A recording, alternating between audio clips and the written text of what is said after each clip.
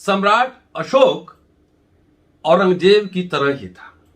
दया प्रकाश सिन्हा, जी हां, हाल ही में उनको साहित्य अकादमी पुरस्कार से नवाजा गया है और जिस नाटक पर उन्हें यह पुरस्कार दिया गया है वह नाटक की प्रति हमारे पास है। एक नाटक उनका और भी महत्वपूर्ण है, रक्त अभिषेक, उसकी भी प्रति मंगवा ली गई है और पढ़ के पूरी समीक्षा होगी। लेकिन आज कुछ बातें साझा करना आपसे जरूरी है। मामला तुल पकड़ता जा रहा है। राष्ट्रीय जनता दल ने, जेडीयू ने हमला बोला है, लगातार वापसी की मांग कर रहे हैं, उनकी जो अवार्ड मिली है, और पदों से हटाने की मांग हो रही है। यह मांग अंबेडकर नामा पहले ही दिन उठा चुका है। पहले यह सुनिए कि उपेंद्र कुशवाहा, जो कि एक बड़े नेता हैं बिहार के, वो क्या कह रहे हैं। एक ट्वीट किया है जिसमें उन्होंने अशोक की तुलना औरंगजेब से कर दी है। इस तुलना का मतलब क्या समझा जाए सर? नहीं, देखिए, बहुत ही आपत्तिजनक बयान है उनका। अब सम्राट अशोक की महानता दुनिया भर में लोगों के बीच जग जाहिर है।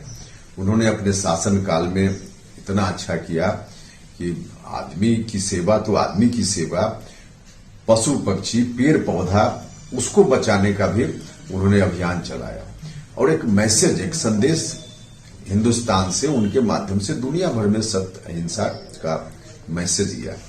तो उतनी बड़ी हस्ती और उसका कंपैरिजन जिस भद्रता के साथ किसी ने किया है, बहुत ही आपत्तिजनक है।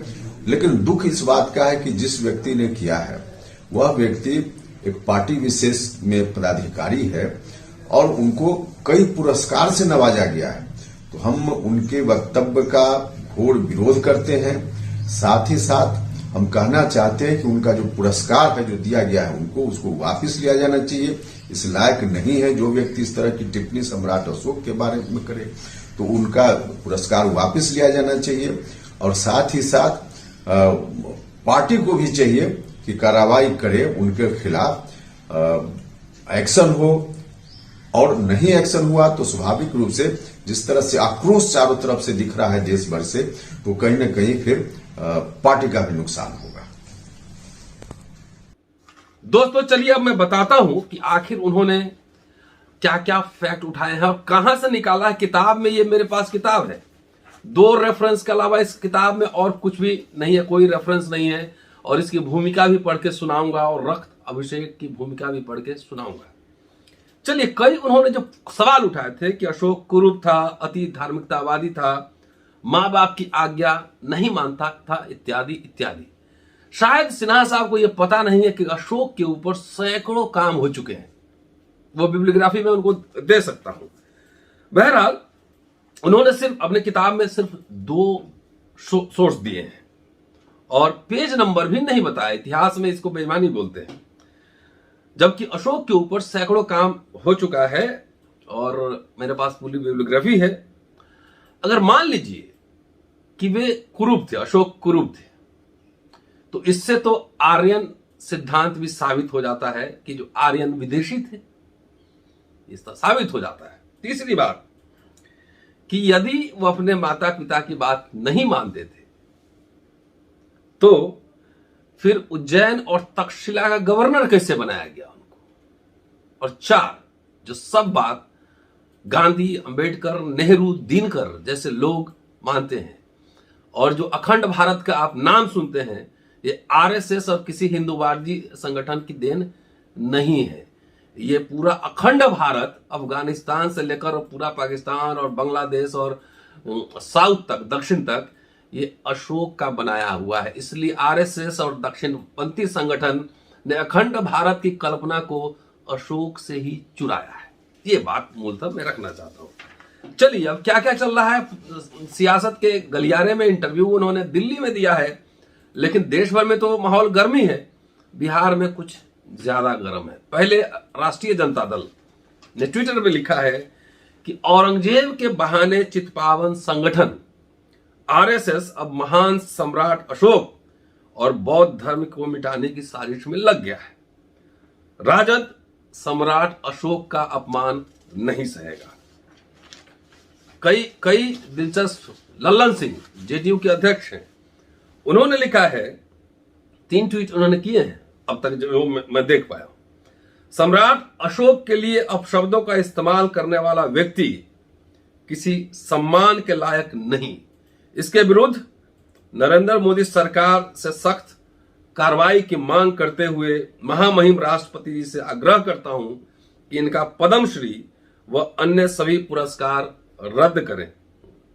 बीजेपी फॉर इंडिया टैग सबको किया हुआ है, इन्हें निष्कासित करें। फिर लिख रहे हैं, बृहत अखंड भारत के एकमात्र चक्रवर्ती सम्राट प्रियदर्शी अशोक मौर्य का स्वर्णिम काल मानवता व लोक समता के लिए विश्व भर में जाना जाता है। सम्राट अशोक बिहार व भारत के अमिट प्रतीक थे और हैं। सम्राट अशोक मौर्य और बिहार के साथ कोई खिलवाड़ न करे। बिहार की अस्मिता भी आ गई है भाई साहब, खिलवाड़ न करे। सच्चे भारतीय कभी बर्दाश्त नहीं करेंगे। तो बिहार की अस्मिता भी आ गई है, मौर्य अस्मिता भी आ गई है। उन्होंने फिर लिखा है, राजीव रंजन ललन सिंह जी, कि प्रियदर्शी सम्राट अशोक मौर्य बृहत अखंड भारत के निर्माता थे। देखिए, अखंड भारत आरएसएस का देन नहीं है। उनके बारे में अपमानजनक शब्दों का इस्तेमाल असहनीय है, अक्षम्य है। ऐसे व्यक्ति विकृत विचारधारा से प्रेरित है। महामहिम राष्ट्रपति जी व पीएमओ इंडिया श्री नरेंद्र मोदी जी से ऐसे व्यक्ति का पद्मश्री वापस लेने की मांग है। लगातार ताबड़तोड़ हमला कर रहे हैं। तो मिला जुला के सियासी जो है सरगर्मी वो भी बढ़ गया है। लेकिन एक इतिहास के छात्र होने के नाते अभी तो मैं कई एपिसोड चलाऊंगा। आज शाम में कोशिश कर रहा हूं कि डॉक्टर राजेंद्र प्रसाद, जो कि जाने माने इतिहासकार हैं और बौद्ध साहित्य के जानकार हैं, उनसे चर्चा करूंगा अम्बेडकरनामा पर इस एपिसोड पे। और दया प्रकाश सिन्हा साहब की किताब मंगवा रहा हूं, पढ़ के जो मेरे समझ में आएगा उसकी व्याख्या करते आपको सुनाते चलूंगा। लेकिन दिलचस्प बात यह है कि अगर उन्होंने तुलना की है तो उनको यह भी बताना चाहिए था कि औरंगजेब ने धर्मांतरण क्यों नहीं किया, बुद्धिस्ट क्यों नहीं बने। औरंगजेब ने क्या अपने बच्चों को बौद्ध धर्म के प्रचार करने के लिए भेजा था, यह भी बताना चाहिए था। और सबसे महत्वपूर्ण बात कि ये सिन्हा साहब जो हैं, पुष्प मित्र शुंग द्वारा वृद्धरथ की हत्या को एक तरह से न्याय संगत ठहराने का प्रयास करते हैं। वृद्धरथ की हत्या को वैदिक हिंसा न भवती, तो वो प्रयास करते हैं। किताबें आ गई हैं, पढ़ूंगा, कुछ बुद्धिजीवियों से भी चर्चा करूंगा। लेकिन आप सबसे आग्रह है, पूरा वीडियो सुनिए, सुनाइए और शेयर कीजिए। शुक्रिया। Keep watching and sharing Ambedkarnama. अगले एपिसोड में आपसे फिर मिलता हूं। जय हिंद।